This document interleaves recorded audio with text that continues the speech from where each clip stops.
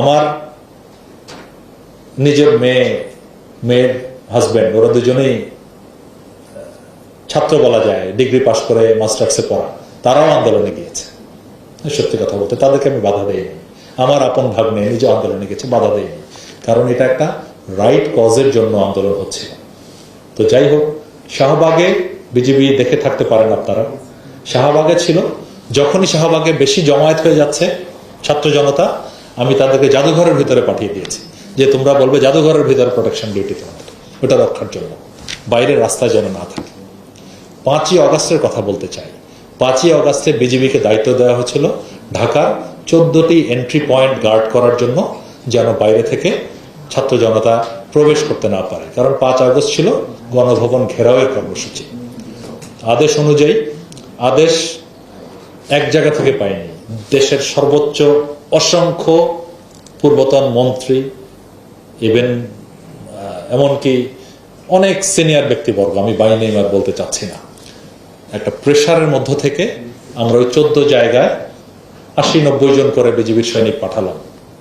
14টা জায়গা আপনারা অনুমান করতে পারেন, আপনার টঙ্গী, যাত্রাবাড়ি, শনিরাখড়া, পোস্তগোলা, আশুলিয়া, ওইদিকে সব দিকে 14টা জায়গায়। সকাল 9টা-10টার দিকে আমি খোঁজ নিলাম কি অবস্থা। আমার বিজিবির সদস্য আছে 80-90 জন, এক এক দিক থেকে 10-15 হাজার ছাত্র জনতা আসছে। আমি বলেছি সবাই পোস্ট ছেড়ে দিয়ে সাইডে চলে যাও, জাস্ট ভ্যানিশ, কারণ এখানে 10-15 হাজার ছাত্র জনতার গার্ড করার কোনো প্রয়োজন নাই। এখানে কোনো ধরনের গার্ড করতে গেলে হতাহতের সংখ্যা। আমরা এই যারা আইসিপি দিয়ে হোক অন্য দিক দিয়ে হোক পালানোর চেষ্টা করছিল, এমন 22 জন তৎকালীন সরকারের ঘনিষ্ঠ, উচ্চপদস্থ, মধ্যপদস্থ এবং নিম্নপদস্থ কর্মী, যারা বিভিন্ন ধরনের অপরাধের সাথে যুক্ত ছিল, তাদেরকে আটক করেছি, পুলিশের কাছে হস্তান্তর করেছি। এই 22 জনের মধ্যে আপনারা, আমার নাম এখন হয়তো নামটা এখন বলতে চাচ্ছি না, বাট উচ্চ পদস্থ আমরা 4 জনকে আপনারা দেখেছেন, তারা 4 জনই গ্রেফতার হয়েছে, আটক হয়েছে, রিমান্ডে যাচ্ছে এবং মামলা চলমান রয়েছে। আর বাকি 18 জন মধ্যপদস্থ এবং নিম্নপদস্থ, কিন্তু যারা সুনির্দিষ্ট অপরাধ করেছে। জুলাই শুরু থেকে পুলিশ মোতায়েন ছিল, আমরা মোতায়েন হয়েছি 16ই জুলাই থেকে, স্বরাষ্ট্র মন্ত্রণালয়ের নির্দেশ পাওয়ার পরে।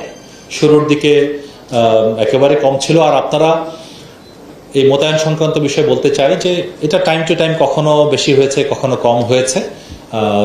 সো গড়ে এটা 4000-এর মতো ছিল, আমরা যদি 5ই অগাস্ট পর্যন্ত চিন্তা করি।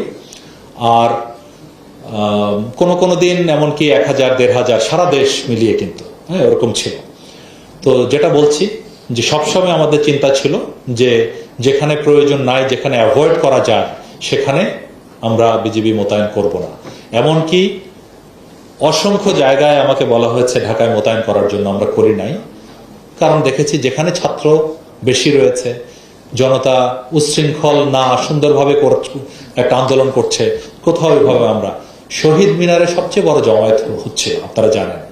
শহীদ মিনারে আপনারা আপনাদের পুরনো ভিডিও ফুটেজ, ছবি দেখবেন, বিজিবি আমরা পাঠাইনি, আদেশ হওয়ার পরেও পাঠাইনি, কারণ এত ভিড়ের মধ্যে যে কোনো দুর্ঘটনা ঘটলে নিজের কাছেই জবাবদিহি